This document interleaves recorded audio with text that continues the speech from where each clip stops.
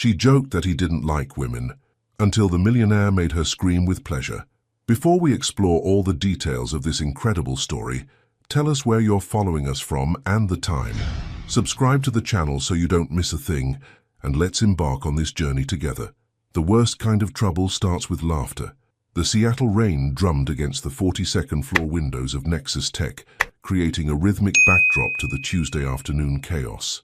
In the sleek break room, the coffee machine gurgled like an old friend sharing secrets, and Rainey Brooks stood beside it, her rich brown skin glowing under the warm LED lights. At 27, she possessed the kind of natural beauty that made people pause. High cheekbones, expressive dark eyes that danced with mischief, and natural hair styled in elegant twists that framed her face perfectly. "Girl, you're telling me he's been here 2 weeks and hasn't even made eye contact with anyone?"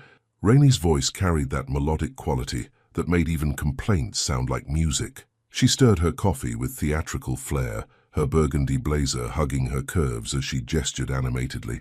Jasmine, her closest friend at work, leaned against the granite counter, her auburn curls bouncing as she nodded vigorously. "I'm serious. Cold as Alaska. My friend in accounting tried to introduce herself yesterday, and he literally just nodded and walked away." "Maybe he's gay," suggested Mika from marketing, pushing her glasses up her nose. Rainey threw her head back and laughed, that genuine, unfiltered laugh that could fill a room. "Honey, look at him.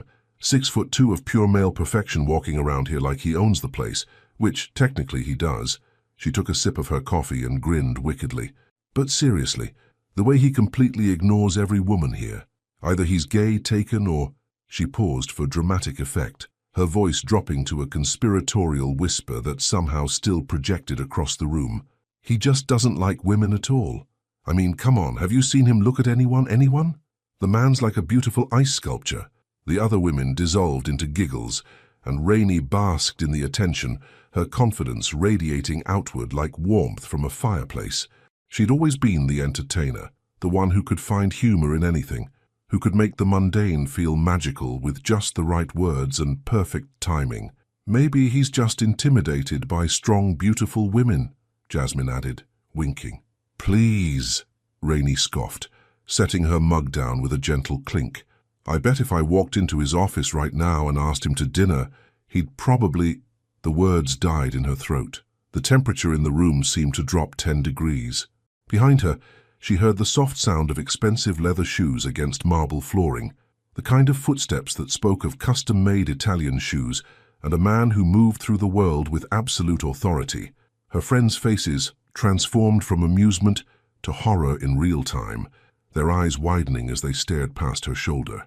No, no, no, no, no, no. Rainey's heart began a frantic rhythm against her ribs as she slowly, so slowly, turned around. Ashton Hale stood 3 feet away, his tall frame filling the doorway like he'd been carved from marble by a Renaissance master who had a thing for devastating good looks. Dark hair, perfectly styled, steel-gray eyes that seemed to see straight through pretense, and a jawline that could cut glass. His charcoal suit fit him like it had been tailored by angels, and his presence commanded the room without him saying a single word. Those steel-gray eyes met hers directly, and Rainey felt her soul leave her body. He'd heard everything, every single word. The silence stretched between them like a taut wire, electric and dangerous. Rainey could feel her cheeks burning, her usually quick wit completely abandoning her when she needed it most. Behind her, she sensed rather than saw her friends melting away like ice in summer, leaving her alone to face the gorgeous tsunami of her own making. Ashton's expression remained unreadable, but something flickered in those grey depths. Amusement? Annoyance? She couldn't tell, and that terrified her more than outright anger would have. Then, slowly, deliberately, he raised one perfectly sculpted eyebrow. "Interesting theory," he said, his voice deep and smooth like aged whiskey, with just a hint of something darker underneath. His gaze held hers for another heartbeat that felt like an eternity, and Rainey swore she could feel the air between them crackling with an energy she didn't understand. Without another word, he turned and walked away, his footsteps echoing down the hallway until they faded into nothing. Rainey stood frozen, her coffee growing cold in her hands, her heart hammering so loudly she was sure the entire building could hear it. "Oh my God," Jasmine whispered, from somewhere behind her. "You're so fired," but Rainey barely heard her, because as Ashton had turned to leave, she'd caught something in his eyes, something that made her stomach flip and her skin tingle with awareness. He hadn't looked offended. He'd looked intrigued. What had she just gotten herself into? Some mistakes change everything, especially when they're not mistakes at all. The next morning arrived wrapped in Seattle's typical grey embrace, but Rainey felt like she was walking through a fever dream. She'd barely slept, replaying that moment in the break room over and over, until her brain felt raw from overthinking. Every time she closed her eyes, she saw those steel-grey depths looking at her with something that definitely wasn't anger. But what was it? Standing in front of her bathroom mirror, she applied her lip gloss with trembling fingers. The woman staring back at her looked put together, navy wrap dress that accentuated her curves, natural hair swept into a sophisticated low bun, minimal makeup that highlighted her warm brown eyes. But inside, she felt like a live wire, buzzing with nervous energy she couldn't shake. "Get it together, Rainey," she whispered to her reflection. He probably forgot about it already.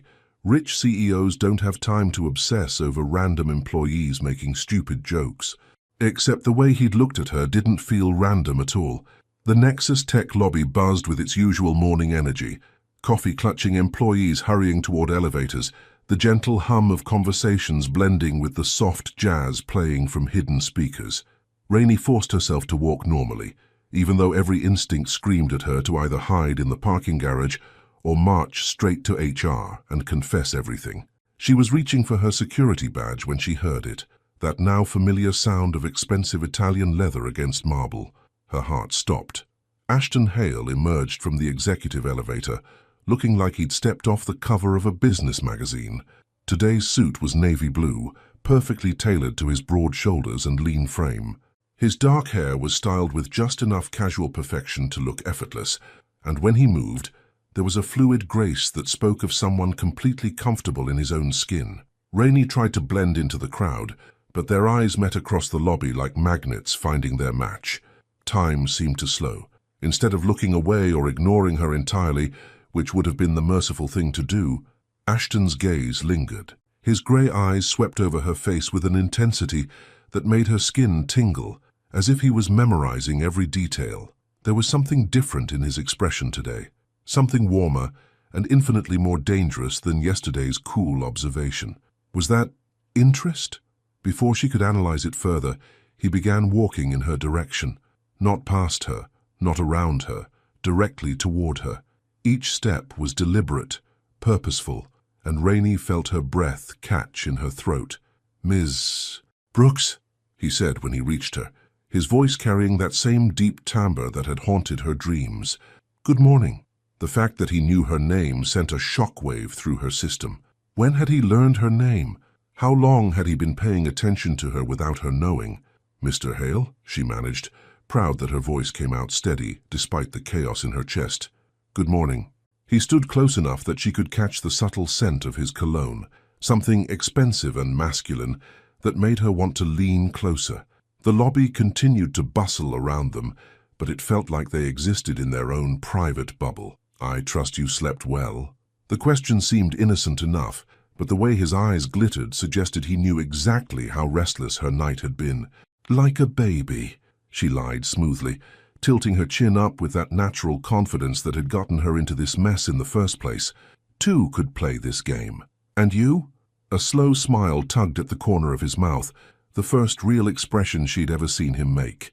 It transformed his entire face, adding warmth to those sharp features and making him look less like an untouchable CEO and more like a man who very much enjoyed a challenge. "Surprisingly well," he murmured, and something in his tone made her stomach flip. "I had some very interesting thoughts to keep me company." Was he flirting with her? Rainey felt like Alice tumbling down the rabbit hole, except this wonderland was filled with expensive suits and sexual tension thick enough to cut with a knife. "Interesting thoughts can be dangerous," she heard herself say, her voice dropping to match his intimate tone. "The best ones usually are." His gaze dropped briefly to her lips before returning to her eyes, and Rainey felt heat bloom across her cheeks. The elevator dinged behind them, breaking the spell. A group of executives emerged, and suddenly the spell was broken as the real world rushed back in. Have a productive day, Miss Brooks, Ashton said, but he didn't move away immediately. Instead, he leaned just a fraction closer, close enough that she could feel the warmth radiating from his body. And Rainey? Her name on his lips made her knees weak. Yes? Your theory from yesterday. I think you should test it sometime. Before she could respond, he was walking away, leaving her standing in the middle of the lobby, with her heart hammering and her mind reeling. Test it. What exactly did that mean? Around her, the morning routine continued, as if the earth hadn't just shifted on its axis. But as Rainey finally made it to the elevator on shaking legs, she couldn't escape one devastating realization. Ashton Hale wasn't ignoring her anymore. He was hunting her, and God help her, she wanted to be caught. When a predator decides to play, the game becomes irresistible. By Thursday afternoon, Rainey was convinced she was losing her mind. It started with the coffee. Tuesday morning, she'd found her usual vanilla latte waiting at her desk with a note from the building's cafe. Compliments of management. Wednesday, it was a perfectly timed elevator ride where Ashton appeared just as the doors opened, his presence filling the small space until the air felt electric. And this morning, he'd somehow materialized in the creative department, having a completely legitimate conversation with her supervisor about quarterly projections. Right. Next. To her desk. For 20 minutes. Now, as she sat in the fourth-floor conference room reviewing campaign mock-ups, she could feel herself constantly checking over her shoulder. Was he going to appear around every corner? Had he always been this involved in day-to-day operations? Or was she suddenly hyper-aware of his existence? The answer came with a soft knock on the conference room door. Ms. Brooks? Do you have a moment? Rainey's pulse jumped straight to her throat. She turned to find Ashton standing in the doorway, looking devastatingly handsome in a charcoal grey suit that made his eyes look like storm clouds. His expression was perfectly professional, but there was something predatory in the way he watched her, like a wolf who'd found exactly what he'd been hunting for. Of course, Mr. Hale. She closed her laptop and stood, smoothing down her emerald green dress with hands that refused to stop trembling. What can I do for you? He stepped into the room, closing the door behind him with a soft click that seemed to echo in the sudden quiet. The conference room, which had felt spacious moments before, now seemed intimate and charged with an energy that made her skin tingle. I've been reviewing the creative team's recent work, he said, moving closer with that fluid grace that made her think of dangerous things. Your campaign for the wellness app was impressive. Rainey blinked, caught off guard. You reviewed my campaign? I review everything that crosses my desk. He was standing close enough now that she could see the tiny flecks of blue in his grey eyes, could catch that intoxicating scent of expensive cologne and something uniquely him. But yours stood out.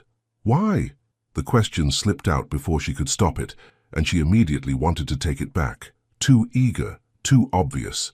But Ashton smiled, that slow, devastating smile that had been haunting her dreams. Because it was bold, fearless. It took risks that most people wouldn't dare. The way he said it, the way his gaze held hers as he spoke, made it clear they weren't just talking about advertising anymore. I believe in taking calculated risks, Rainey managed, lifting her chin with that natural confidence that seemed to intrigue him so much. Life's too short to play it safe all the time. Is it now? He took another step closer, and suddenly she was backed against the conference table, his tall frame creating a wall of masculine heat that made her breath catch. And what kinds of risks do you like to take, Rainey? Her name on his lips, spoken in that low, intimate tone, sent shivers down her spine. The professional mask was slipping, revealing something raw and hungry underneath that made her heart race. That depends, she whispered, surprised by her own boldness. What's being offered? For a moment, the air between them crackled with possibility. Ashton's gaze dropped to her lips, and Rainey felt herself leaning forward, drawn by a magnetic pull she couldn't resist. Then his phone buzzed.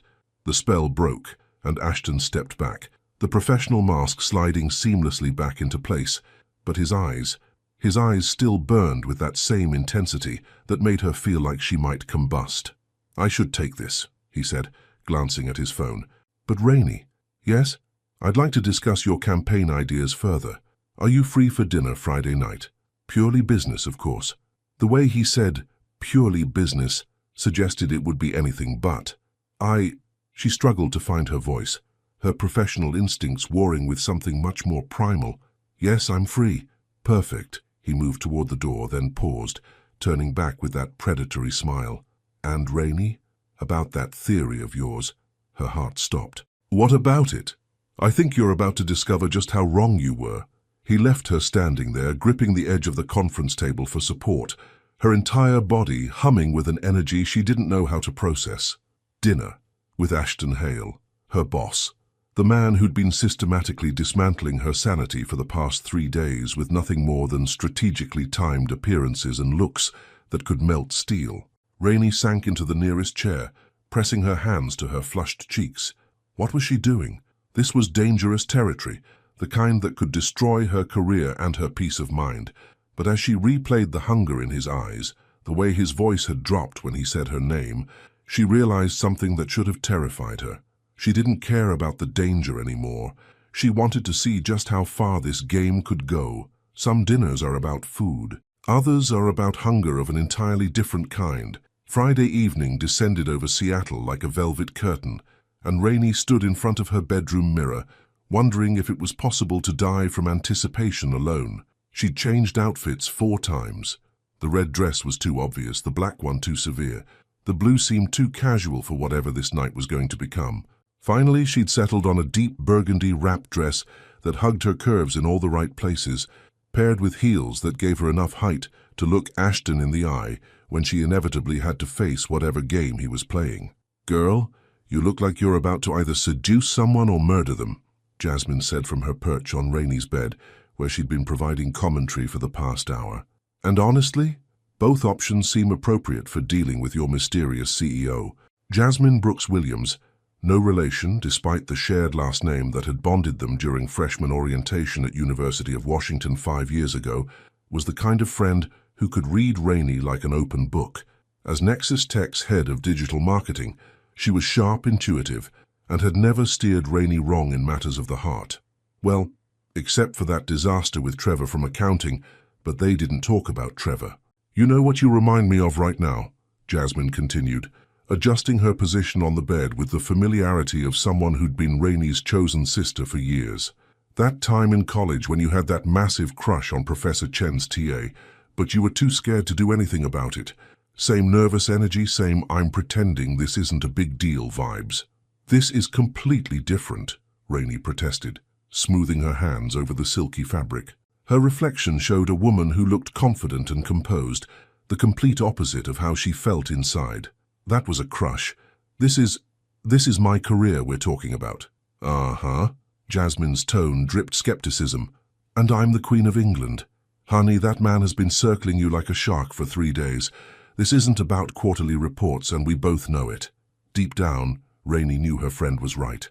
The way Ashton looked at her, the carefully orchestrated encounters, the invitation delivered with enough heat to melt steel, none of it had anything to do with business. "Jazz," Rainey said quietly, meeting her friend's eyes in the mirror. "What if I'm reading this all wrong? What if he really just wants to discuss work and I'm making this into something it's not?" Jasmine was quiet for a moment, her expression softening with the kind of understanding that came from years of friendship. "Rain, honey, I've watched you demolish presentations that left board members speechless. I've seen you negotiate contracts that made seasoned executives weep. You don't doubt yourself professionally." She paused, choosing her words carefully. "So if you're this nervous, it's because this isn't professional. Trust your instincts." Her phone buzzed. "Car will be there in 10 minutes. Looking forward to tonight." The casual sign-off, just the initial, felt intimate in a way that made her stomach flutter. How had he gotten her number? When had he arranged a car? The man was thorough. She'd give him that. "Okay, time for real talk," Jasmine said, standing up and gripping Rainey's shoulders with the familiarity of someone who'd helped her through heartbreak, career doubts, and that unfortunate incident with the hair bleach sophomore year. "What are you doing, really doing? Because this guy isn't some random dude you met at a coffee shop. He's your boss. He's rich enough to buy small countries, and he's clearly used to getting what he wants." Rainey met her own eyes in the mirror, seeing the truth she'd been avoiding all week. "I don't know," she admitted quietly. "But Jazz, when he looks at me, I feel like the most interesting person in the world, like he sees something in me that I didn't even know was there." You know what scares me? Jasmine asked, her voice gentle but serious. It's not that he's your boss or that he's rich or even that this could complicate your career. It's that I've never seen you look at someone the way you looked at him when he walked away from that coffee machine. How did I look at him? Like you were already halfway in love and terrified about it. The words hit Rainey like a physical blow, mainly because they might be true. That's ridiculous. I barely know him. Sometimes the heart doesn't need a full biography, Rain. Sometimes it just knows. Jasmine's voice carried the weight of experience. Her own relationship with her fiancé, Marcus, had started with a similar instant recognition that had scared them both. The question is, are you brave enough to find out what this could be? The restaurant Ashton had chosen was understated elegance personified. Soft lighting, intimate booths, and the kind of quiet luxury that whispered rather than shouted wealth. Rainey arrived precisely on time, her nerves humming with an energy that felt electric. She spotted him immediately. Ashton sat at a corner table, and the sight of him in a dark suit without a tie, his shirt open at the collar, nearly stole her breath. He looked relaxed in a way she'd never seen at the office, still devastatingly handsome, but more approachable, more human. When he saw her approaching, he stood, and the smile that spread across his face was worth every moment of nervous energy she'd expended. Rainey. He moved to pull out her chair, his hand briefly touching her lower back as she sat. The contact lasted only seconds, but it left her skin tingling. You look incredible. Thank you. She settled into her seat, hyper-aware of how close he was, how the subtle scent of his cologne seemed to wrap around her like a promise. This place is beautiful. I thought you might appreciate somewhere we could actually talk. He poured wine from a bottle that had apparently been waiting, a rich red that probably cost more than her monthly rent. Away from curious eyes and office politics. The implication hung in the air between them. This wasn't just dinner. This was them, stripped of professional pretenses, sitting across from each other with nothing but honesty and whatever this electric thing between them was. So, Rainey said, taking a sip of wine that tasted like liquid silk, are you going to tell me what this is really about? Because I have a feeling we're not here to discuss campaign strategies. Ashton leaned back in his chair, studying her with those storm-gray eyes that seemed to see straight through her defenses. Direct. I like that about you. Among other things, the boldness surprised even her, but something about this man brought out a side of herself she didn't know existed. Among many other things, his voice dropped to that low, intimate tone that made her pulse quicken. Your laugh, for instance. The way you light up a room without even trying. The way you challenge people to think differently. You've been paying attention. More than you know. He leaned forward, his intensity focused entirely on her. Can I ask you something? Shoot.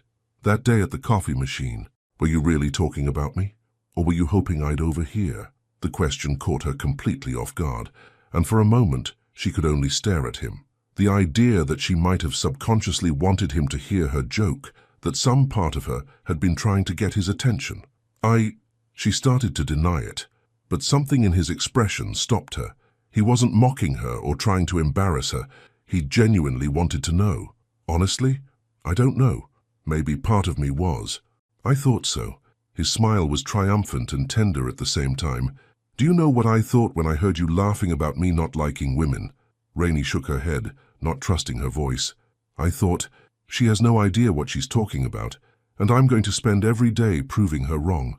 The air between them crackled with tension, so thick she could barely breathe. This was it, the moment where they stopped pretending this was anything other than what it was. And how's that working out for you? She whispered.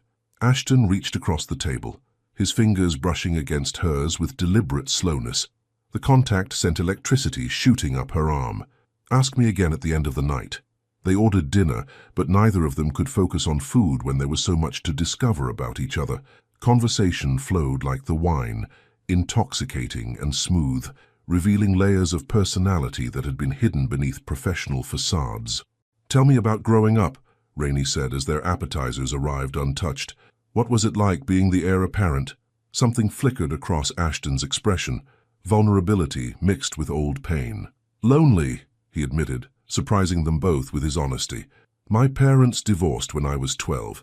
Dad threw himself into building the company. Mum moved to Europe to find herself. I spent most of my teenage years in boarding schools. summers at business camps, learning how to be worthy of an inheritance I never asked for. Is that why you seem so—" She paused, searching for the right words. "Emotionally unavailable?" His smile was rueful. "That's what my ex-fiancée used to say." Ex-fiancée? Rainey felt a stab of something that might have been jealousy. 3 years ago. Amanda. Ashton's voice was matter-of-fact, but she could see the careful neutrality in his expression. Perfect on paper. Right family, right education, right connections. We looked good together in photos for the society pages. What happened? I realized I was marrying a beautiful stranger, someone who loved the idea of being Mrs. Ashton Hale more than she loved me. He met her eyes directly. What about you? Ever been close to marriage? Once? College boyfriend. Rainey found herself opening up in a way that surprised her. Jonathan, we dated for 3 years and everyone expected us to get engaged after graduation, but when it came time to actually plan a future together, I realized I was more excited about my career than I was about him. Smart woman. Or selfish woman, depending on who you ask. His mother certainly had opinions. And now? Now I'm having dinner with my incredibly attractive boss, wondering if I've completely lost my mind. The wine was making her bolder than usual, or maybe it was the way he looked at her like she was something precious. For what it's worth, Ashton said, his thumb tracing patterns on her hand, I think your mind is one of the most beautiful things about you. And just like that, Rainey realized she was in completely over her head, and she didn't want to be rescued. The most dangerous conversations happen when you forget to guard your heart. 2 hours later, the restaurant had emptied around them, but Rainey barely noticed. The world had narrowed to this table, this man, and the way his voice wrapped around her like silk when he spoke. They'd moved past the pretense of business entirely. Somewhere between the second glass of wine and Ashton's story about growing up with impossible expectations, the conversation had shifted into territory that felt both thrilling and terrifying. So let me get this straight, Rainey said, leaning forward with her chin propped on her hand, wine making her bold and honest. You inherited a multi-billion-dollar company at 35, and your biggest fear is that people only see the money. Isn't it obvious? Ashton swirled the wine in his glass. His usual composure cracked just enough to let her see the man underneath. When you're worth what I'm worth, everyone wants something. No one looks at you and thinks, interesting person. They think opportunity.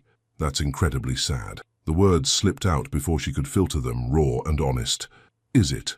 His grey eyes found hers across the table. Or is it just realistic? Rainey studied his face. The sharp jawline that looked carved from marble. The eyes that held intelligence and wariness in equal measure. The mouth that curved into smiles she was beginning to recognize as rare and precious. Can I tell you what I see when I look at you? She asked quietly. Something flickered in his expression. Vulnerability, maybe. Hope. What? I see a man who pays attention to details other people miss, who remembers that I like vanilla lattes and somehow arranges for them to appear on my desk, who listens when people talk, really listens instead of just waiting for his turn to speak. She paused, the wine making her braver than she had any right to be. I see someone who's probably incredibly lonely. The silence that followed felt charged with electricity. Ashton's hand, resting on the table between them, flexed slightly, and Rainey watched a dozen emotions flash across his face before he settled on something that looked like wonder. You're dangerous, Rainey Brooks, he said finally, his voice rough with something she couldn't name. How so? Because you make me want to tell you things I've never told anyone. Her breath caught. Like what? Ashton was quiet for a long moment, his fingers absently tracing patterns on the white tablecloth. When he spoke, his voice was so low she had to lean closer to hear him. Like the fact that I've been watching you for months, not just since that day at the coffee machine, like how you brighten up every room you walk into, and I found myself scheduling meetings on your floor just to hear you laugh. His eyes met hers, intense and unguarded, like how I haven't felt this interested in another person in, God, maybe ever. Rainey's heart hammered against her ribs. Ashton, I know it's complicated, he continued, his hand moving across the table until his fingers brushed hers. I know I'm your boss, and this goes against every rule in the employee handbook. But Rainey, I can't stop thinking about you. About this. He gestured between them, encompassing the electric energy that seemed to crackle in the space where they sat. She should say something sensible, point out all the reasons this was impossible, dangerous, career-ending. Instead, she found herself turning her hand palm up, letting his fingers intertwine with hers. "What are we doing?" she whispered. "I don't know," he admitted, his thumb tracing circles on her palm that sent shivers up her arm. "But I know I don't want to stop." The waiter appeared at their table, discreetly clearing his throat. "Excuse me, but we're closing soon." Ashton never took his eyes off Rainey as he reached for his wallet. "Of course, check, please." The ride back to her apartment was charged with unspoken possibilities. Ashton's driver navigated Seattle's evening traffic while they sat in the back of the luxury sedan, the city lights painting patterns across their faces through tinted windows. "This is me," Rainey said as the car pulled up to her building, a converted warehouse in Capitol Hill with industrial charm and reasonable rent. Ashton looked at the building, then at her. "Rainey, I know." She could feel the weight of the decision hanging between them. Invite him up and everything would change. Say goodnight here, and maybe they could pretend this was still just dinner between colleagues. But as she looked at him, really looked at him, she realized she was tired of pretending. "Would you like to come up for coffee?" The words came out steadier than she felt. Real coffee this time. No hidden agendas or strategic encounters. Ashton's smile was soft and devastating. "I thought you'd never ask." As they stood outside her building, Rainey fumbling with her keys while hyper-aware of Ashton's presence behind her, she realized something that should have terrified her. She was falling for him. Hard. And there was no safety net. Some nights rewrite your entire story in the space between one heartbeat and the next.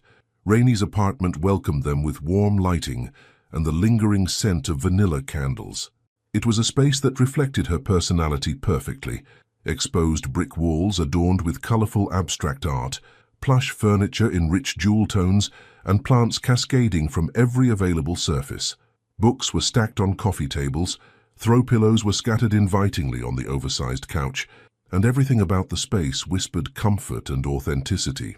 Ashton stepped inside, his tall frame seeming to fill the cozy living room, and Rainey watched him take it all in with those observant grey eyes that missed nothing. "This is very you," he said softly, running his fingers along the spine of a book on her coffee table, a collection of Maya Angelou poetry that was worn from repeated reading. He picked up another volume, smiling at the title, The Color of Water, James McBride. "Is that good or bad?" Rainey asked, suddenly nervous about having him in her personal space, seeing the parts of herself she didn't share with the world. "It's perfect." He turned to face her, and the intensity in his gaze made her breath catch. "It's honest, warm, beautiful." He paused, his voice dropping to that low, intimate tone that made her skin tingle. "Like you." She watched as he moved through her space with careful reverence, pausing at the gallery wall of family photos. "Is this your family?" Rainey joined him, her shoulder brushing his as she pointed to different pictures. "That's my mom, Diana. She's a nurse at Seattle Children's Hospital. Has been for 22 years. Her voice carried obvious pride. "And that's my dad, Robert. He teaches high school history and coaches basketball. They've been married 28 years. They look happy," Ashton observed, studying a photo of her parents dancing at what appeared to be a wedding. "They are. Disgustingly so, according to my younger brother." She laughed, pointing to another photo. "That's Jordan. He's at Stanford studying computer science. Brilliant kid, terrible at returning phone calls." "Sounds like a normal family."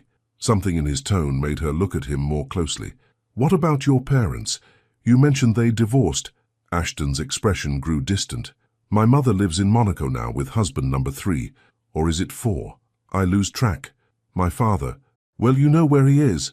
"The cemetery," Rainey said softly, remembering his brief mention of his father's death during dinner. 2 years ago, heart attack at his desk. Ashton's voice was carefully neutral, but she could see the pain he was trying to hide. "The last conversation we had was about quarterly projections. How's that for a final memory?" Without thinking, Rainey reached for his hand, intertwining their fingers. "I'm sorry." "Don't be. We weren't particularly close. Hard to have a relationship with someone who viewed you as a business asset rather than a son." "Is that why you're so—" She paused, searching for the right words. "Careful about letting people in?" He turned their joined hands over, studying her fingers like they held secrets he wanted to learn. Probably, though I'm beginning to think some people are worth the risk. The words hung in the air between them, loaded with meaning and possibility. Rainey felt her heart hammering against her ribs as she gestured toward the kitchen. "Coffee?" she managed, proud that her voice came out steady despite the chaos in her chest. "I have that fancy stuff you rich people probably drink." Ashton laughed, a genuine, unguarded sound that transformed his entire face. "Rich people coffee? You know, the kind that costs more per pound than my monthly Netflix subscription." She was rambling now, nervous energy making her chattier than usual as she busied herself with the coffee maker. "I splurged after my last promotion. Figured if I was going to have caffeine addiction, it might as well be classy caffeine addiction." "What made you choose creative work?" he asked, leaning against the counter as she measured coffee grounds. "Most people I know went into tech for the money or the prestige. Honestly, I wanted to tell stories that mattered." She paused, considering her words. "My mom used to work double shifts when I was little, and my dad would make up these elaborate bedtime stories to help me fall asleep. Not fairy tales, real stories about regular people doing extraordinary things. I guess I wanted to do that professionally. And do you? Tell stories that matter?" "I try. That wellness app campaign you mentioned? It was for mental health resources in underserved communities. Not exactly glamorous, but..." She shrugged, suddenly self-conscious. "But it probably changed lives," Ashton finished. "That's not unglamorous, Rainey. That's beautiful." She was aware of him moving closer, his presence a warm weight at her back, as she fumbled with coffee filters. When his hands settled gently on her shoulders, she froze. "Rainey." The way he said her name, soft, almost reverent, made her turn around. He was standing so close she could see the flecks of blue in his grey eyes, could feel the warmth radiating from his body. "You're nervous," he observed, his hands still resting on her shoulders, thumbs tracing gentle circles that sent shivers down her spine. "Terrified," she corrected honestly. This is not something I do. Invite my boss home for coffee after the most intense dinner of my life." "Good." His smile was tender and devastating. "Because this isn't something I do either. In fact, I can't remember the last time I've been in someone's home. A real home, not some designer showplace." "What does your place look like?" she asked, genuinely curious. "Like a hotel suite that someone pays a lot of money to maintain." He shook his head, looking almost embarrassed. "All clean lines and expensive furniture that no one ever actually sits on. Nothing like this." His gaze swept over her living room again. "Nothing with personality or warmth or soul?" Rainey suggested. "Exactly." His hands moved from her shoulders to frame her face, his touch so gentle it made her heart ache. "You have so much soul, Rainey. It radiates out of you like heat from a fire." She leaned into his touch, her eyes fluttering closed for a moment. When she opened them, he was studying her face like he was memorizing every detail. "What are we doing, Ashton?" she whispered. "Really doing?" "I don't know," he admitted, his thumb tracing the curve of her cheek. "All I know is that I've spent 3 years building walls around myself, convincing myself that keeping people at a distance was protection. And then you laughed about me not liking women, and suddenly..." He paused, searching for the right words. "Suddenly, I remembered what it felt like to want something more than quarterly profits and board meetings." The coffee maker gurgled behind them, ignored. The city hummed beyond her windows, forgotten. The world had narrowed to this moment, this man, this feeling building between them like a storm gathering strength. "I want to kiss you," Ashton said quietly, his forehead resting against hers. "I've wanted to kiss you since that first day at the coffee machine, but I need you to know that if I do, there's no going back. Not for me." Rainey felt her breath catch, her heart racing so fast she was sure he could hear it. "What do you mean?" "I mean, I'm not good at casual, Rainey. I'm not good at pretending something doesn't matter when it does, and this..." He gestured between them, his eyes never leaving hers. "This matters. You matter." The honesty in his voice, the vulnerability she could see in his eyes, broke something open inside her chest. Here was this powerful, successful man who could have anything he wanted, and he was standing in her kitchen asking permission, telling her she mattered. "Then kiss me," she whispered. The words had barely left her lips before his mouth was on hers, and suddenly the world exploded into sensation. His kiss was everything she'd imagined, and nothing she was prepared for. Tender and fierce, controlled and desperate all at once. His hands tangled in her hair, and she could taste wine on his lips, could feel the restraint in the way he held her, like she was something precious and fragile. When they finally broke apart, both breathing hard, Rainey felt like she'd been fundamentally altered at a cellular level. Ashton rested his forehead against hers, his hands still cradling her face. "Jesus, Rainey," he breathed. "What are you doing to me?" She reached up to trace the line of his jaw, marveling at the way he leaned into her touch. "The same thing you're doing to me." They moved to the couch without discussing it, settling into the plush cushions with her tucked against his side.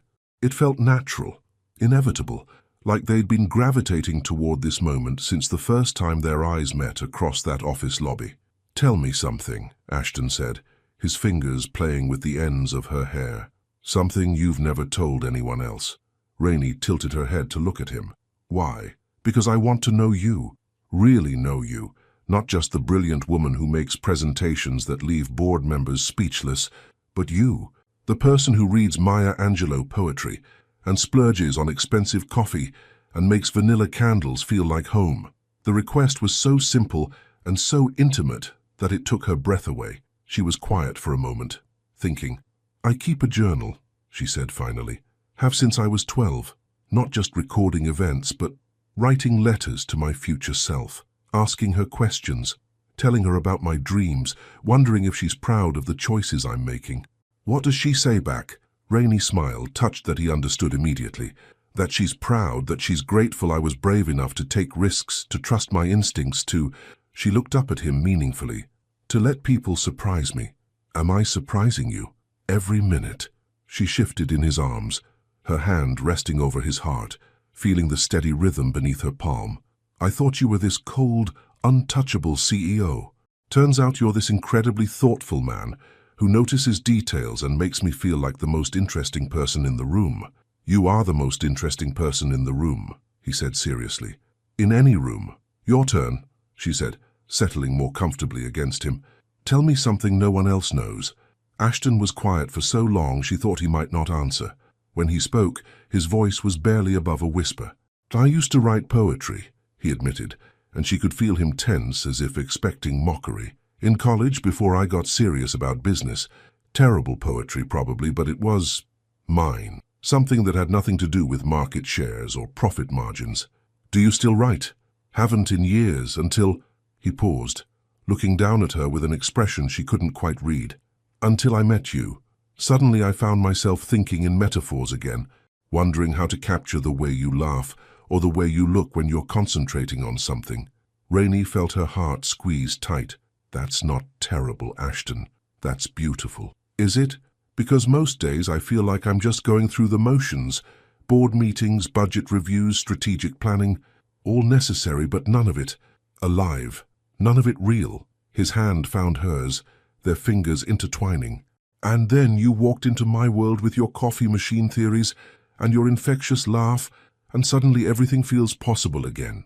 They talked until the coffee grew cold, sharing stories and secrets, learning the landscape of each other's hearts.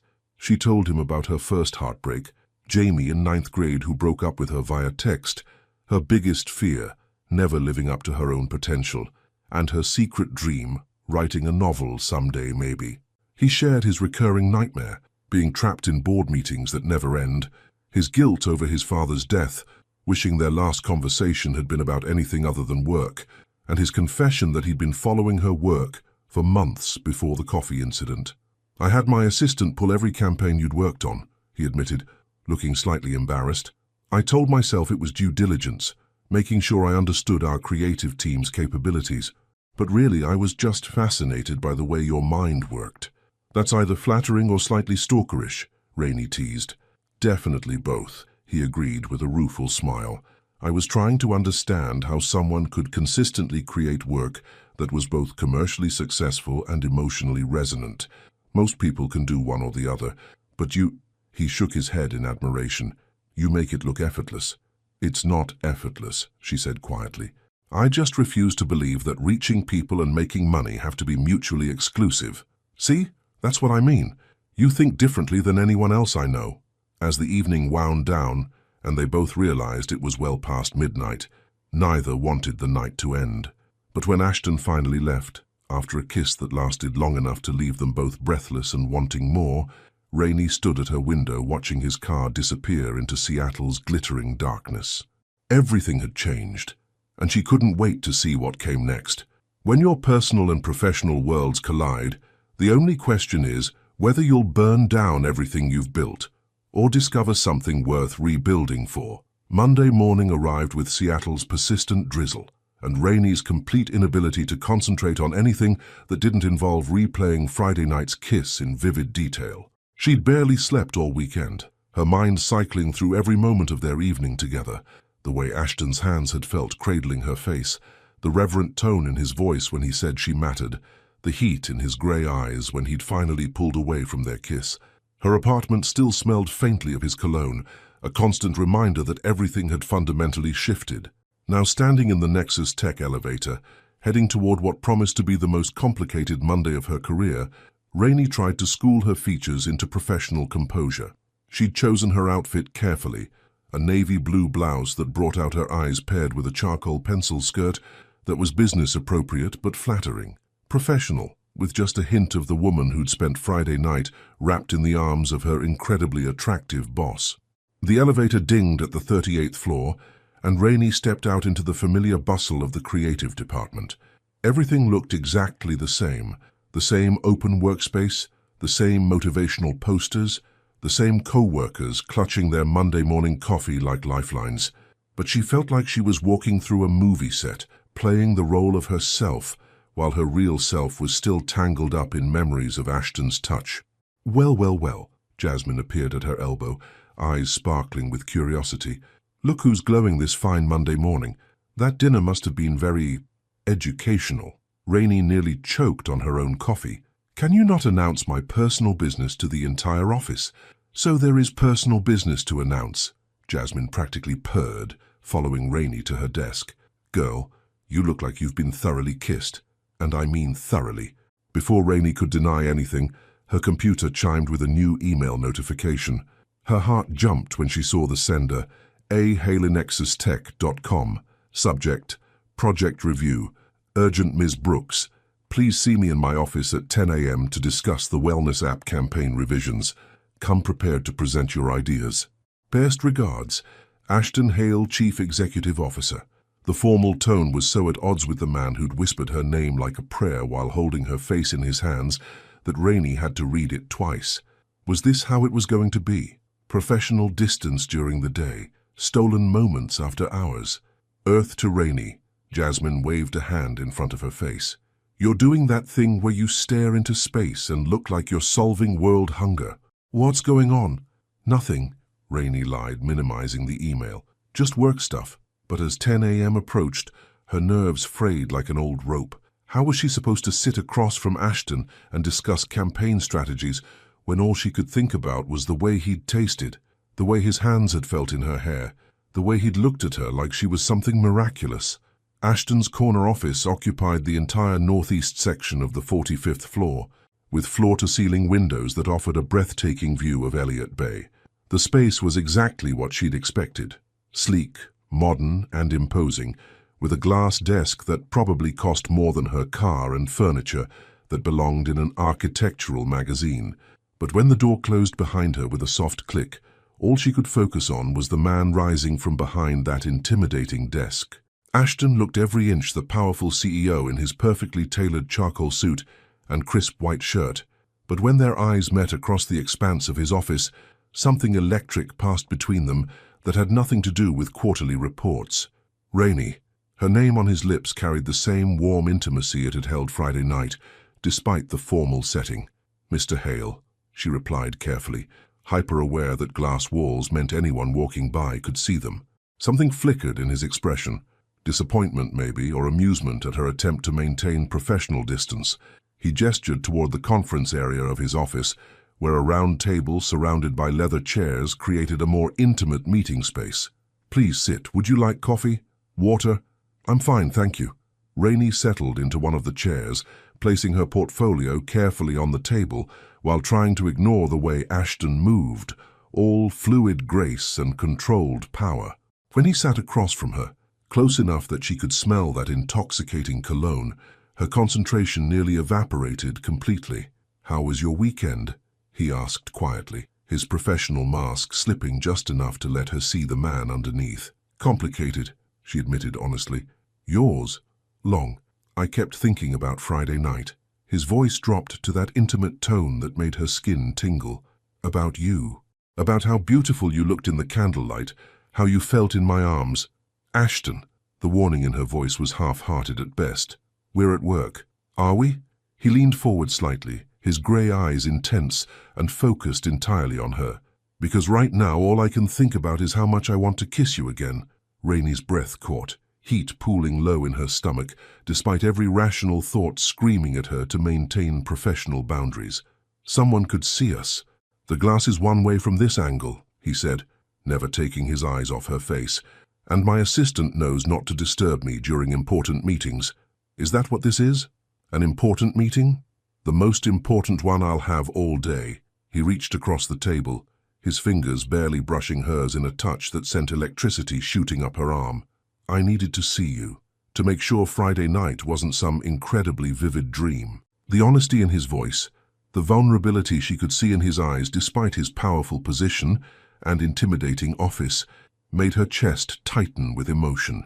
This wasn't just physical attraction or forbidden office romance.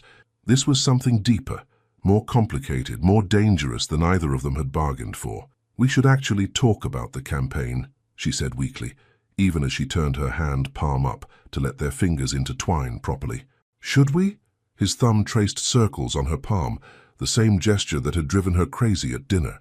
"Or should we talk about the fact that I've rescheduled 3 meetings this morning because all I could think about was getting you alone?" "Ashton," she wanted to say something about professionalism, about the risks they were taking, about all the reasons this was impossible. Instead, what came out was, "I couldn't sleep all weekend." His smile was triumphant and tender at the same time. "Good. I'd hate to be the only one suffering." A knock on the office door made them spring apart like teenagers caught making out. Ashton's assistant's voice came through the intercom. "Mr. Hale? The board meeting has been moved up to 11:30. "Thank you, Sarah," Ashton replied smoothly, though his eyes never left Rainey's face. "Please reschedule my lunch meeting as well." They sat in charged silence until the assistant's footsteps faded away. The spell was broken, reality creeping back in like cold air through an open window. "We can't keep doing this," Rainey said quietly, though she made no move to pull her hand away from his. "Doing what?" "Playing with fire in your office. Someone's going to notice eventually. There will be rumors, speculation." She trailed off, seeing the way his jaw tightened at her words. "Are you saying you want to stop?" His voice was carefully neutral, but she could see the tension in his shoulders, the way his hand stilled against hers. "No," she admitted, the word coming out more breathless than she intended. "I'm saying we need to be smarter about this. More careful." Relief flooded his expression. "Then we'll be careful. Discreet." He lifted their joined hands to his lips, pressing a soft kiss to her knuckles that made her entire body sing. "But Rainey, I'm not walking away from this. From you, I can't." The raw honesty in his voice, the way he looked at her like she was something precious and irreplaceable, made her feel like she could conquer the world or spontaneously combust from the intensity of her feelings. "What are we doing?" she whispered, the question that had become their refrain. "We're falling," he said simply. "The question is whether we're brave enough to trust each other to catch us." And as Rainey looked into his storm-gray eyes, she realized she'd already made her choice. She was falling, and she didn't want to be caught by anyone else. Every secret has an expiration date. The only question is whether it explodes or gets gently revealed. 3 weeks of stolen glances across conference rooms, carefully orchestrated elevator encounters, and late-night text messages that made Rainey's heart race had created a delicious tension that hummed beneath the surface of every workday. But by Thursday afternoon, the careful balance they'd maintained was beginning to crack under the weight of everything they weren't saying. Rainey stood at her desk, staring at the email that had just landed in her inbox like a bomb with a pretty bow on top. Subject: Team Building Retreat. Mandatory attendance. All department heads and senior staff are required to attend this weekend's executive retreat at Cascade Lodge. Please confirm your attendance immediately. Business casual attire recommended for outdoor activities. Patricia Williams, HR Director. Her phone buzzed immediately. A text from Ashton. Did you get the retreat email? Rainey typed back quickly. Yes, this is going to be complicated. Complicated is an understatement. We need to talk. Before she could respond, Jasmine appeared at her shoulder like she had a sixth sense for drama. As head of digital marketing, Jazz had perfected the art of reading people. It was essential for understanding consumer behavior and predicting market trends. Unfortunately for Rainey, those same skills made her impossible to lie to. Ooh, fancy mountain retreat, Jasmine said, reading over her screen. I bet the food will be amazing. And maybe you'll finally get some action with that mysterious guy you've been texting all the time. Rainey's blood froze. What mysterious guy? Girl, please. Jasmine rolled her eyes, settling onto the edge of Rainey's desk with the familiarity of someone who'd been doing it for years. You think I haven't noticed? The constant smiling at your phone, the way you've been glowing like you're radioactive with happiness, the fact that you've started wearing lip gloss to work every day? She lowered her voice conspiratorially. And don't think I missed that new perfume. That's not drugstore stuff, honey. That's, I want to smell irresistible to someone specific perfume. There's no he, Rainey lied, but even she could hear how unconvincing she sounded. Jasmine's expression shifted from playful to concerned, as someone who'd watched her best friend navigate heartbreak, career challenges, and that unfortunate phase where Rainey thought she could pull off bangs. Jazz had developed a finely tuned ability to read between the lines. Rainey. Her voice was gentle but serious. I've known you for 5 years. I know the difference between your I'm crushing on someone glow and your I'm falling hard for someone who might break my heart glow. And honey, you've been wearing the second one for weeks. Jazz. And I suppose that hickey you tried to cover with concealer last week was from a very aggressive mosquito. Jasmine's voice carried the tone of someone who'd caught her friend in a well-meaning but obvious lie. Rainey's hand flew to her neck instinctively, even though the mark had faded days ago. You saw that? I see everything, babe. It's my job to notice details other people miss. Jasmine's expression softened with the kind of understanding that came from years of friendship. Look, I'm not trying to pry into your business, but I am trying to look out for you. And whoever this guy is, he's got you acting different. Different how? Happier, for one thing. But also, Jasmine paused, choosing her words carefully. More careful. Like you're protecting something precious. The Rainey I know doesn't sneak around. She doesn't hide relationships or dodge questions about her personal life. So either this guy is married, which would be a hard no from me, or there's some other complication that's making you feel like you can't be honest with your best friend. The insight hit too close to home, and Rainey felt tears prick at her eyes.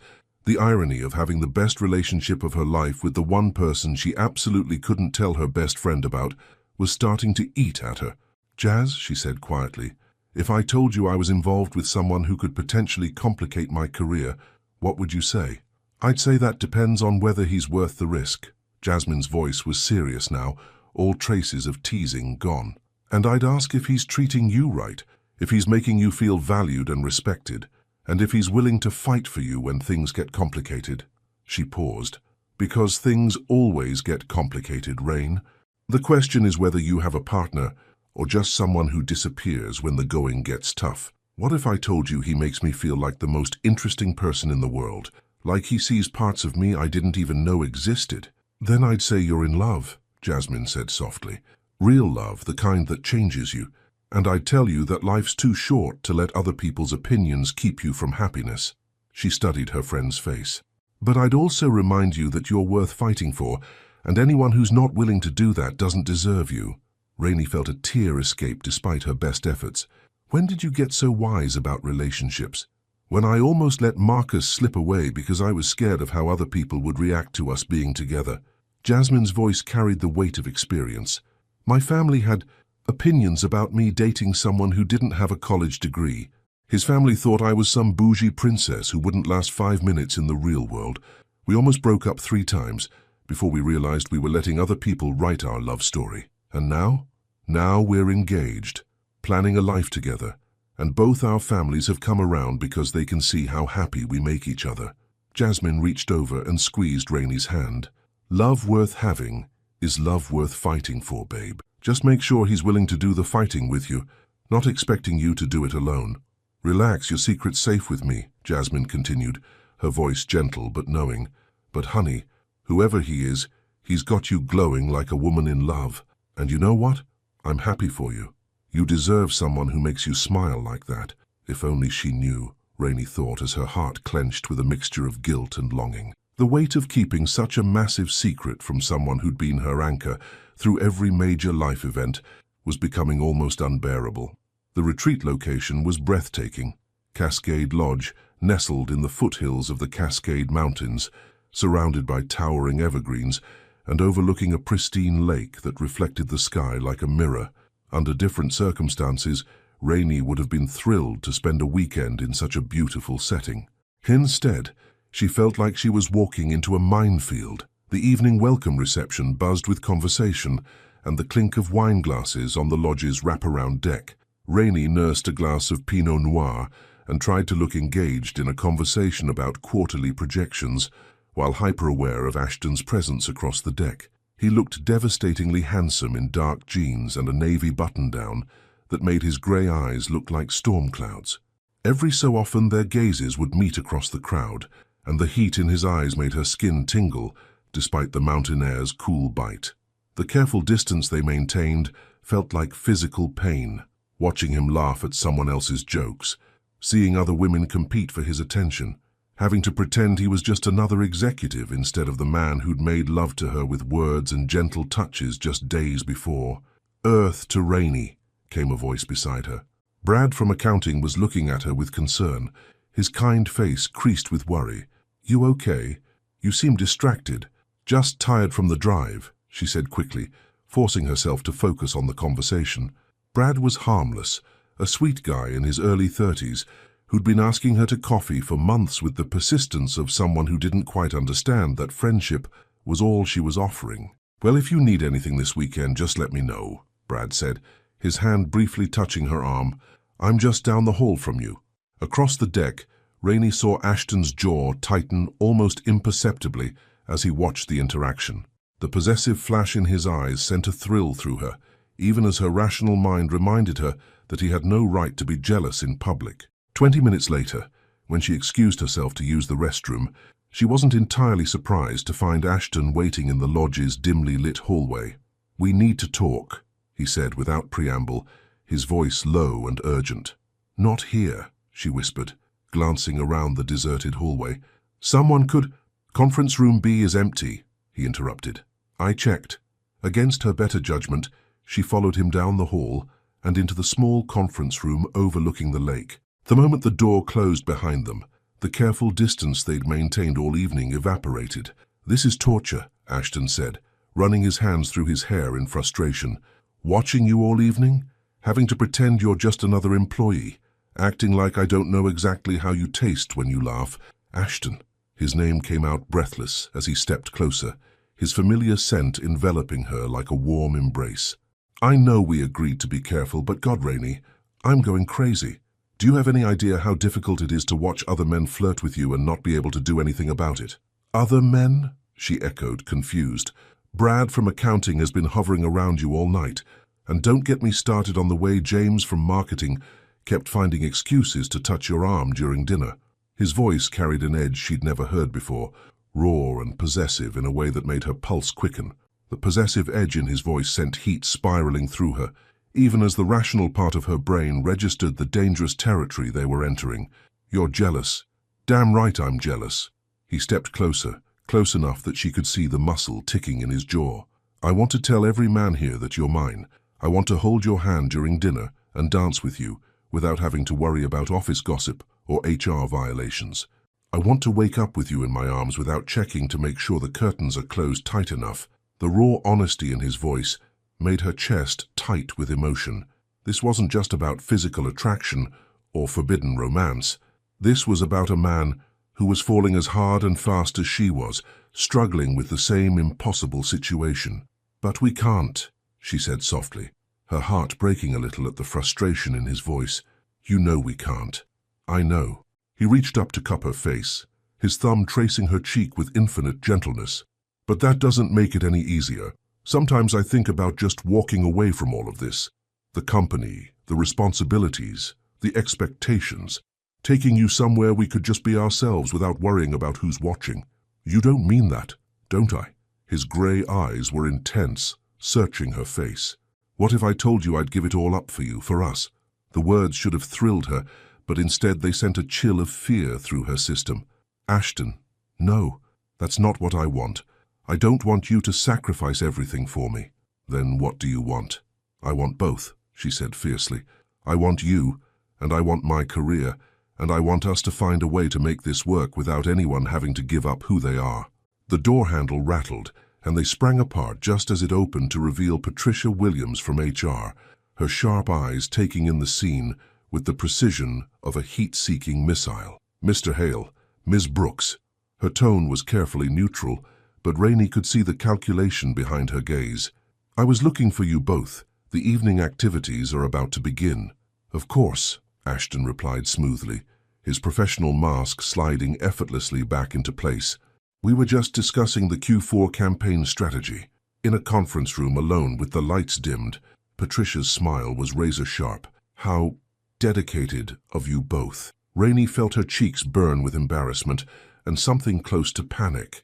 Patricia Williams had been with the company for 15 years and had a reputation for knowing everything about everyone. If she suspected something, the lighting controls are quite sensitive, Ashton said calmly. Motion sensors. Ah, Patricia's gaze moved between them like a tennis match. Well, perhaps we could continue any business discussions tomorrow during the scheduled meetings. Tonight is supposed to be about team bonding after all. Absolutely, Rainey managed, proud that her voice came out steady. I was just heading back to the reception. As they filed out of the conference room, Patricia fell into step beside Rainey. Ms. Brooks, might I have a word?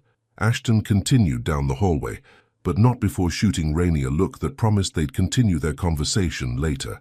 Rainey's stomach churned as Patricia guided her toward a quiet alcove. I'm going to speak plainly, Patricia said, her voice low and serious. Office relationships are complicated things. They require careful navigation to avoid potential issues. I'm not sure what you're implying. I'm not implying anything. I'm stating facts. Patricia's expression softened slightly. You're a valuable employee, Rainey. Talented, dedicated, well-liked by your colleagues. It would be a shame if anything were to complicate that. The warning was gentle but unmistakable. Rainey felt like she was balancing on the edge of a cliff, one wrong word away from professional disaster. I appreciate your concern, she said carefully, but I can assure you that my personal and professional lives remain completely separate. Patricia studied her for a long moment, then nodded. I'm glad to hear it. Enjoy the rest of the evening. As the HR director walked away, Rainey sagged against the wall, her heart hammering against her ribs. They'd been careful, discreet, professional, but apparently not careful enough. Her phone buzzed with a text from Ashton. We need to talk. Tomorrow morning. Early. Rainey stared at the message, knowing with crystal clarity that everything was about to change. The question was whether they'd survive the storm that was coming, or whether their secret would destroy everything they'd built, both together and apart. Sometimes love means having everything to lose. Sometimes it means having everything to fight for. Dawn crept over Cascade Lodge like a hesitant promise, painting the lake in shades of rose gold and amber. Rainey hadn't slept more than an hour, her mind cycling through every possible conversation she might have with Ashton, every scenario that could unfold from Patricia's thinly veiled warning. She found him exactly where his text had said he'd be, on the dock extending into the pristine lake, dressed in running clothes with his dark hair still damp from exercise. Even facing potential professional disaster, the man looked like he'd stepped off the cover of a fitness magazine. You're early, he said as she approached, his voice carrying that familiar warmth despite the gravity of their situation. Couldn't sleep. Rainey settled beside him on the wooden bench at the dock's end, careful to maintain enough distance that they looked like colleagues having a casual conversation. You? Same. He stared out over the water, his profile sharp and beautiful in the morning light. I keep thinking about Patricia's expression when she found us. She knows. The words came out flat and certain. Maybe not details, but she knows something's happening. Ashton nodded grimly. Which means we have decisions to make. The weight of that statement settled between them like a stone dropped into still water, sending ripples through everything they'd built together. Rainey pulled her cardigan closer against the mountain air's chill, wishing she could pull certainty around herself just as easily. "What kind of decisions?" she asked, though part of her already knew. "The kind that determine whether we have a future together, or whether this ends right here, right now." His voice was steady, but she could hear the undercurrent of pain threading through his words. Rainey's heart clenched. "Ashton, no, let me finish." He turned to face her fully, those storm-gray eyes intense and focused entirely on her face. "Because I need you to understand what we're really talking about here." She nodded, not trusting her voice. "If Patricia reports her suspicions to the board, I could face censure for inappropriate workplace conduct. It would be a scandal, bad publicity for the company. The board might demand my resignation to avoid the negative attention." He paused, his jaw tightening. "And you could face worse. Accusations of sleeping your way to better assignments, questions about every promotion you've earned, whispers that would follow you for the rest of your career." The stark reality of his words hit her like cold water. She'd been so caught up in the intoxicating rush of their connection that she'd pushed the potential consequences to the back of her mind. "So, what are our options?" she whispered. "3. Ashton's voice was clinical now, like he was presenting a business proposal instead of discussing the fate of their hearts. "Option 1. We end this now. Completely. No more stolen moments, no more texts, no more pretending we can maintain professional distance while wanting each other this much." Rainey felt something shatter inside her chest at the thought, but she kept her expression neutral. "What's option 2? We come clean, full disclosure to HR, accept whatever consequences come, and hope that my position in the company offers some protection." His laugh was bitter. "Though that's assuming the board doesn't decide I'm a liability they can't afford." And option 3. For the first time since she'd joined him on the dock, Ashton's professional mask slipped, revealing the vulnerable man underneath. "You leave Nexus Tech." The words hung in the air between them like a physical blow. Rainey stared at him, processing what he was really asking. "Leave?" she repeated. "Leave the job I've worked for years to build? The career I've put everything into? I know how it sounds. Do you?" The words came out sharper than she intended, anger flaring hot and sudden in her chest. "Because it sounds like you're asking me to sacrifice everything I've worked for while you get to keep everything you've inherited." Ashton flinched as if she'd struck him. "That's not... I didn't mean it like that." "Then how did you mean it?" Rainey stood abruptly, pacing to the dock's edge with her hands clenched into fists. "Because from where I'm standing, it sounds like when things get complicated, the woman is expected to give up her career, while the powerful man gets to continue on unchanged." "Rainey, please, no." She spun around to face him, 3 weeks of suppressed emotion finally finding its outlet. "Do you know what I went through to get where I am? The extra hours I put in to prove I belonged? The ideas I had to fight for because people assumed I was just diversity hiring? The comments I've endured? The assumptions I've had to overcome?" Ashton stood too, his face pale but determined. "I know." "No, you don't know." The words tore out of her like a dam bursting. "You inherited your position, Ashton. You walked into the corner office because your last name was on the building. I earned every single thing I have, and now you're asking me to walk away from it all for a relationship that started 3 weeks ago." The silence that followed was deafening, broken only by the gentle lapping of water against the dock posts. Ashton's expression cycled through hurt, anger, and something that looked like devastation. "You're right," he said finally, his voice rough with emotion. "I'm asking you to sacrifice everything while I risk nothing. I'm asking you to trust me with your entire future based on 3 weeks of, what? Stolen moments and whispered conversations." Rainey felt tears prick at her eyes, but she refused to let them fall. "Ashton, but here's what you don't understand." He stepped closer, his intensity focused entirely on her. "I'm not asking you to sacrifice your career for a fling, Rainey. I'm not asking you to give up everything for some rich guy's whim." "Then what are you asking?" "I'm asking you to trust me with your heart because you've already got mine." His voice dropped to a whisper, raw and honest. "I'm asking you to take a leap with me because I'm so completely, utterly in love with you that the thought of losing you makes it hard to breathe." The confession hit her like lightning, electric and transformative. She stared at him, seeing the truth written in every line of his face, hearing it in the tremor of his voice. "I love you too," she whispered, the words slipping out before she could stop them. "I love you so much it terrifies me." Relief flooded his expression, followed immediately by something that looked like hope. "Then we'll figure it out, together, whatever it takes." "How?" she asked, even as she felt herself leaning toward him like a flower toward sunlight. "How do we make this work without destroying everything we've both built?" "I don't know," he admitted. "But I know I'd rather fight for this, for us, than walk away and spend the rest of my life wondering what we could have been." The morning sun climbed higher, painting the world in golden light as they stood on that dock with their hearts laid bare between them. In the distance, Rainey could hear the lodge beginning to stir. Breakfast preparations, early risers starting their day, the normal world carrying on while hers hung in the balance. "We need to be smart about this," she said finally. "Strategic. If we're going to fight for this, we need a plan." Ashton's smile was like sunrise breaking through storm clouds. "What did you have in mind?" "I don't know yet," she admitted, "but I know I'm not giving up on us without a fight." And as they stood together facing an uncertain future, one thing became crystal clear. Whatever came next, they would face it together. The greatest victories are not won in boardrooms or corner offices. They are won in the quiet moments when two hearts decide to trust each other completely.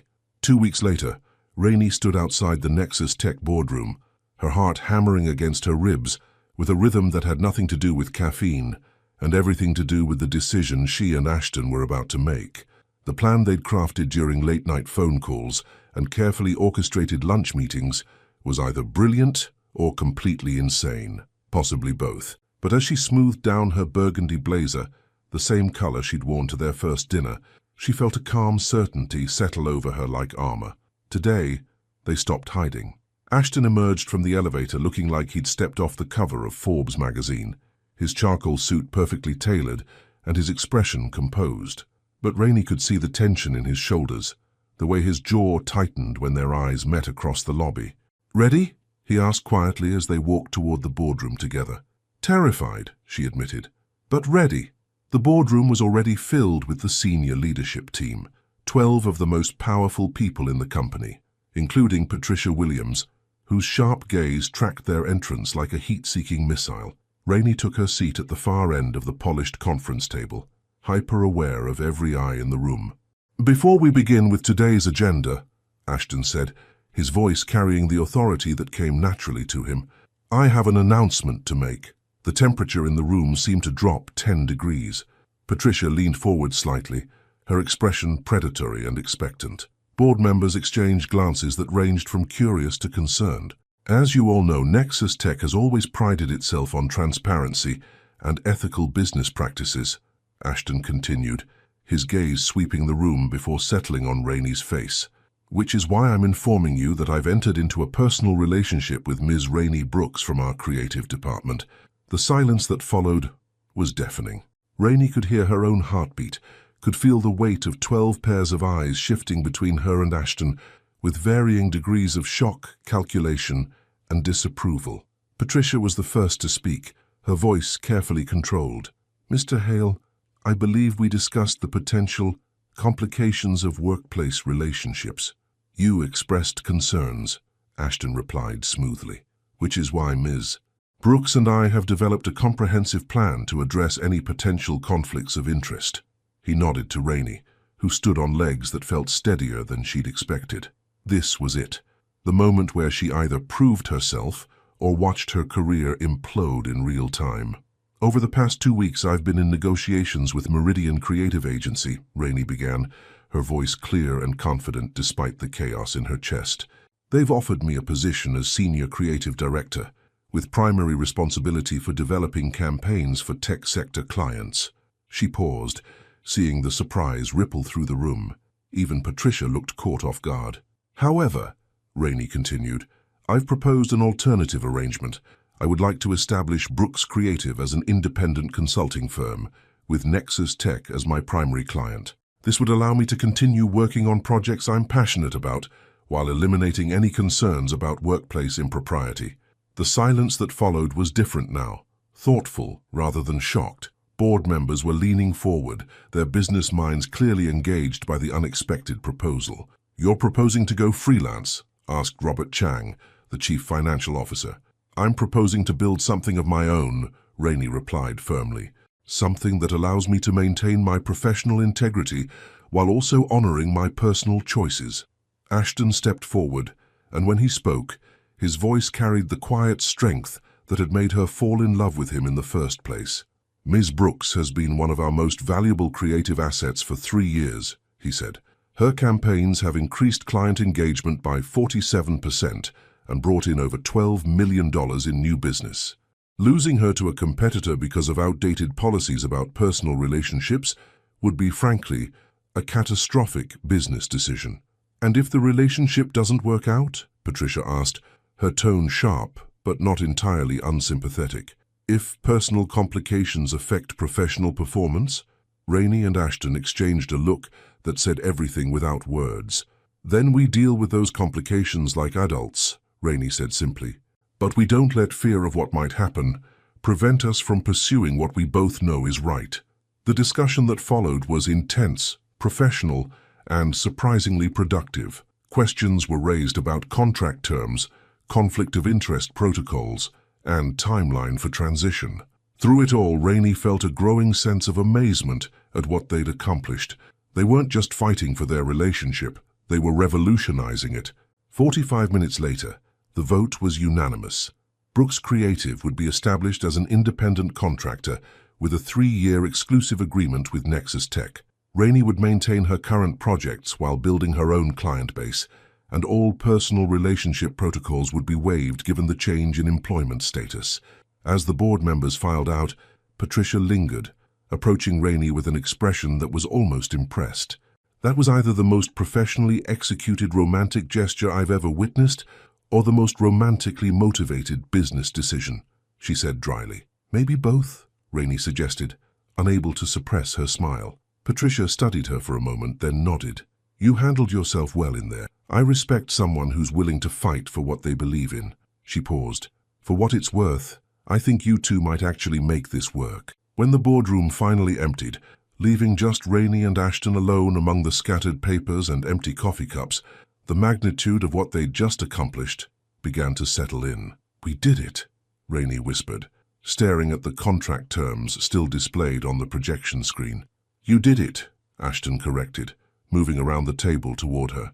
"That was the most impressive display of professional courage I've ever witnessed." "I had good motivation," she said, meeting him halfway around the massive conference table. "Someone very wise once told me that the best risks are the ones worth taking." Sounds like a smart guy. His smile was tender and triumphant as he reached for her hands. "Any regrets?" Rainey pretended to consider the question seriously. "Well, I'm giving up the security of a steady paycheck to start my own business. I'm entering into a relationship with a man who could buy small countries. And I just announced our personal business to 12 of the most powerful people in Seattle's tech industry." When you put it like that, it does sound mildly insane. "Mildly?" Rainey laughed, the sound bright and free in the formal boardroom. "Ashton, 6 weeks ago I thought you were a cold, untouchable CEO who probably didn't even notice I existed. Now I'm starting my own company and planning a future with you. If that's not completely insane, I don't know what is. And yet it feels like the most sane thing I've ever done." She stepped closer, close enough to see the gold flecks in his gray eyes, close enough to feel the warmth radiating from his body. "I love you, Ashton Hale. Completely. Terrifyingly. Absolutely." "I love you too, Rainey Brooks," he murmured, his hands framing her face with infinite gentleness. Enough to change everything.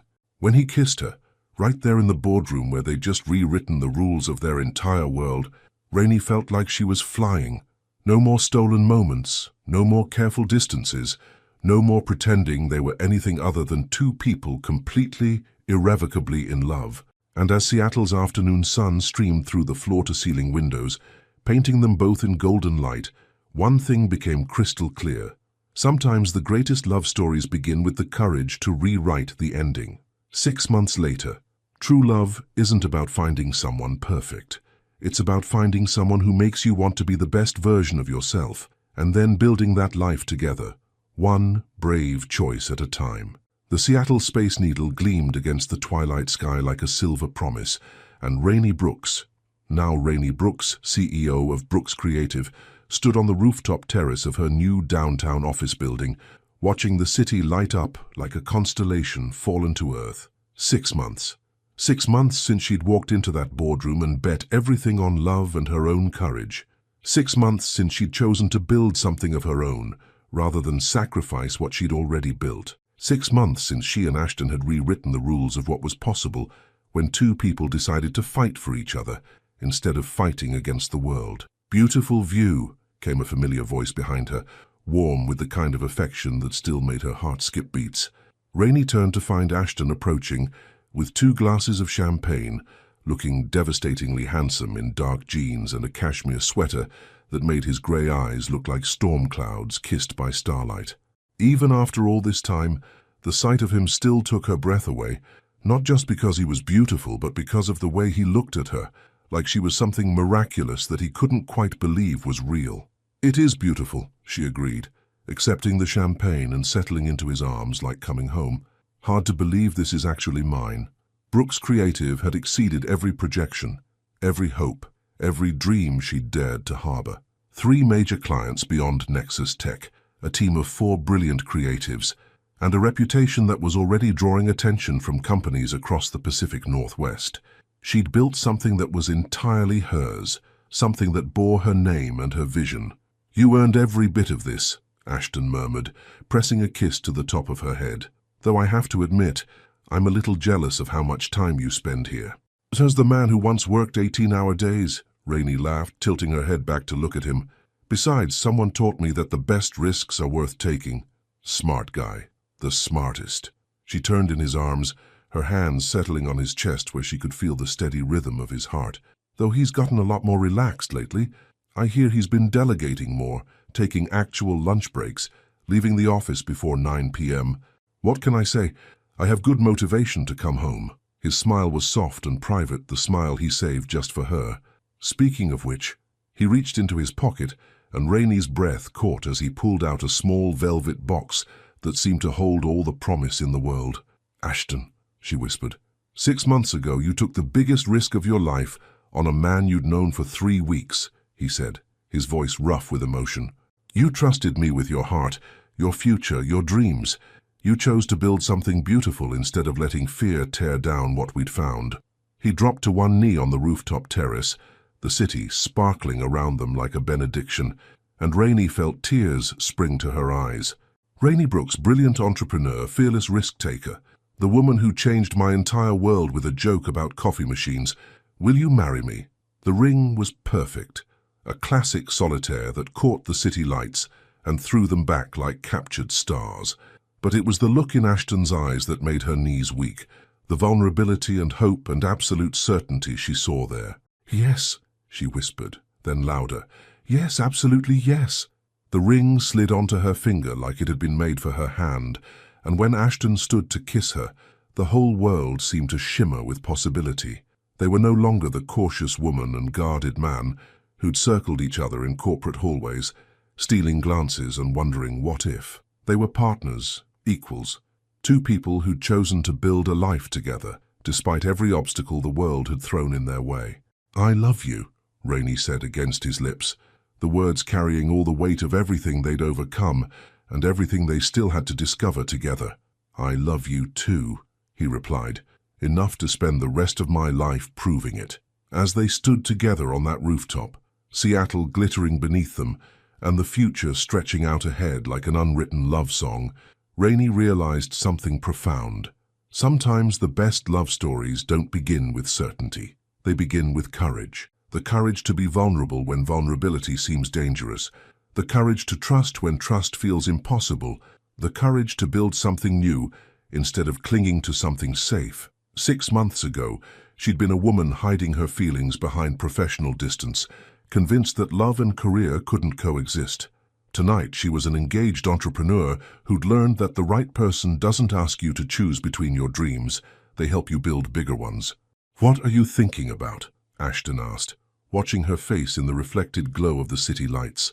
"How a joke about coffee machines led to this," she said, lifting her hand to watch her engagement ring catch the light. How one moment of embarrassment turned into the greatest love story of my life. Our life, he corrected gently.